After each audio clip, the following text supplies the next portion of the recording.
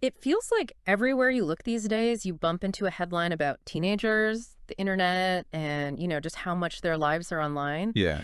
And it's kind of gone past like the point of just connecting with friends or whatever. It feels like it's consuming so much more of their lives. Right. And I'm sure like a lot of our listeners, they're thinking about this too, especially folks who have kids or teenagers in their lives. They're trying to figure out how to help them navigate all of this. Absolutely. And I mean, it is a tricky landscape to figure out. I mean, it's changed so rapidly, just even, gosh, in the last 5-10 years even. Totally. And that's actually a perfect segue into what we're diving into today, because we've got this really insightful article from Pastor Lumaow called Amidst, Right. which, for our listeners, that means prayer for internet addiction. Yeah. And I think Pastor Lumaow really offers a unique perspective on teenage internet addiction and how we can start to approach this really kind of complex issue. Yeah, I mean, especially approaching it from a faith-based perspective. Yeah. And obviously from his position as a pastor, Right. as someone who's counseling folks who are struggling with this. Totally. So today we're going to break down the key aspects of teenage internet addiction as Pastor Lumaow sees them, and really get into the factors that he thinks are contributing to all this and what guidance he offers in the article. Yeah, that sounds great. So Pastor Lumaow kicks things off by tackling what we even mean by teenage internet addiction, right? Like, Yeah. how does he define this phenomenon? Yeah, so he starts off by saying that it's really becoming a significant concern, this idea of teenage internet addiction. Mm-hmm. And he also mentions gaming disorder, which we're starting to hear a lot more of as well. Right, yeah. And so he draws on some of the criteria from the American Psychiatric Association, Mm-hmm. which, are kind of the key indicators that professionals use. And those include this loss of control over internet use. Like you can't stop, you can't pull yourself away. It's having a negative impact on your life, Mm-hmm. responsibilities, work, school, relationships, those kinds of things. Yeah. And then also this pattern persists for at least a year. Yeah. So it's not like, you went on a little bit of a binge for a couple of weeks and then you're fine. Right. It's like this is a persistent problem. It's ongoing, and it's really impacting people's lives in a negative way.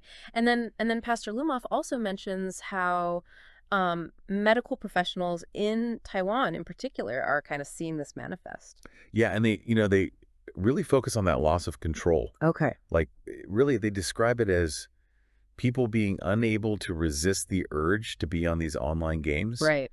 And it just takes over. Yeah. They start to prioritize gaming over everything else in their life. Right. And they know it's causing problems. And they know it's causing problems. But they can't stop. Yeah, exactly. And the article also brings up some pretty interesting data from Taiwan. Right. He talks about this study that was done where they surveyed over 8,000 adolescent gamers. And they're using this tool called the Internet Gaming Disorder Scale. Oh, okay. I've never even heard of that. What does that entail? Basically, it's a series of questions, to kind of assess people's behaviors. And some of the things that it looks at are like preoccupation with gaming. If you start to experience withdrawal symptoms when you're not gaming.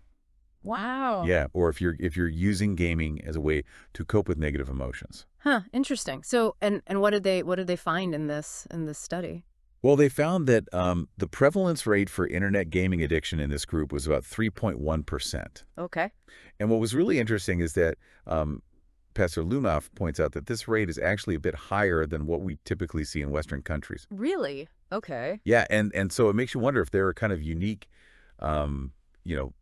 cultural or societal factors at play that might be contributing to this. Yeah, that's really fascinating. So, maybe it's different norms around screen time in different cultures. Exactly.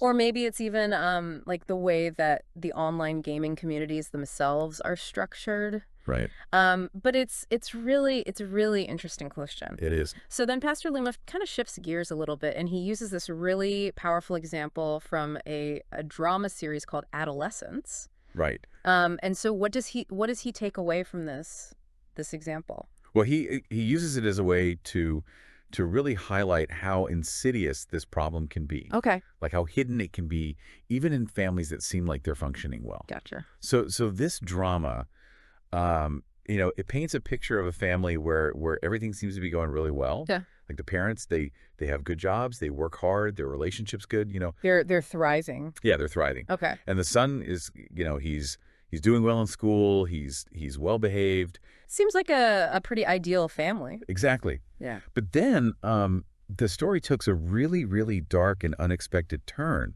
when the son commits this serious crime. Oh, wow. And it turns out that his online activities were actually a huge factor in this. Oh, wow. That's really heavy. And so, like, what's the parents' reaction to this? Well, I mean, they're just completely shocked and really just in disbelief. Yeah. Because they were just so busy with their own lives. They just assumed that, he was at home. Right. On his computer. He's safe. Yeah, he's safe. He's being a good kid. Yeah, exactly. Yeah. But it turns out that there was this whole other side to his online life that they had absolutely no idea about. It's like the digital world is almost like this mask, right? Like we see our kids, quietly in their rooms. Right. But we have no idea what's going on behind that screen. Exactly. So what's the takeaway here? Like what's Pastor Lumaow trying to tell us about understanding our teenagers' online worlds? Well, he's saying that we can't just make assumptions. Right. We can't just trust that everything is fine just 'cause it looks fine on the surface. Okay. We have to be more proactive. We have to understand that there's this whole world that we might not be aware of. Right. Okay.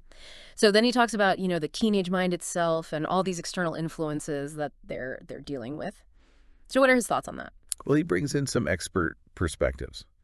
And they talk about adolescence as this really critical period of cognitive development and adjustment. Their brains are changing so rapidly. Yeah. And they're, dealing with all these new emotions. And their judgment is still developing. It's a lot. Yeah, it's a lot. Yeah. And so it can lead to, them making decisions that aren't, looking back, maybe not the best. Right. They're not fully formed yet. Yeah. They're easily influenced by their emotions. Yeah. They're looking for instant gratification. Yeah. And then you add in the constant stimulation and accessibility of the digital world. Right. And that's something that Pastor Lumaow really emphasizes. He's like, this generation, they face temptations that are just unprecedented. Okay. Because they have smartphones, they have this colorful world in their pocket, they don't even have to go outside. Right. And they can just access it anytime they want. So it makes it that much harder to resist. Exactly. Yeah. And then you also have the privacy aspect. Right. Right. And that's another thing that Pastor Lumaow points out. Teenagers, they often do all this stuff in their own rooms, Right. in their own private spaces. So it's hard for parents to really know what they're looking at, who they're talking to, like what are they actually consuming? Yeah. It's like a perfect storm almost. You've got the developing mind, the constant access, and then the privacy that kind of shields it all. Mm-hmm. So what does Pastor Lumaow suggest parents do in light of all of this? Well, he really encourages parents to be vigilant. Yeah. He's like, you have to be aware of what's going on. Okay. And he really emphasizes prayer. Okay. He says, parents should be praying for their children, Yeah. but not just for their children, but also for other young people in their community, Okay. as a form of support. So it's like a communal effort almost. Yeah, exactly. Yeah, and then he goes on to talk about the role of parents, and specifically this balance between friendship and authority. Right. And he quotes an American pastor. Okay. And the quote is, "The biggest problem is parents wanting to be friends rather than being their parents." Mm-hmm. And I think that's really powerful. He's saying that like we have to remember that we are the parents. Yeah. We're not our kids' buddies. Right. We're here to guide them. We're here to set boundaries. We're here to provide structure. Okay. We're not just here to be their friends. Right. So there's a line. Yeah. And then he brings in a verse from Proverbs. Right. Proverbs 23.13. And what's his take on that? Well, the verse says, "Do not withhold discipline from a child. If you strike him with a rod, he will not die." Okay. And obviously that second part, that can be a little bit difficult, to reconcile with modern ideas about discipline. Especially in the context of, physical punishment. Right. Yeah. Exactly. But Pastor Lumaow, he emphasizes that the underlying principle here is that discipline is necessary. You know, we can't just let our kids do whatever they want. Right. We have to provide correction. We have to set limits. We have to guide them. So it's about adapting the methods of discipline, Right. but still holding on to the why, the reason, Exactly. and the need for it. Yeah. Okay, and then Pastor Lumaow moves on to the importance of building a strong emotional foundation with kids. Right. So how does he tie that into all of this, the challenges of internet addiction? Well, he says that having that strong emotional foundation is absolutely crucial for being able to communicate with your kids. Okay. You know, especially as they're going through adolescence. Yeah. And they're dealing with all these influences from the online world. It's like that connection is almost like a protective barrier in a way. Yeah, exactly. Yeah. He says that kids, they really value their parents' presence. Okay. They value knowing that their parents are there for them, that they're listening to them. Yeah. You know, that they want to understand what they're going through. And so if you build that foundation early on, Right.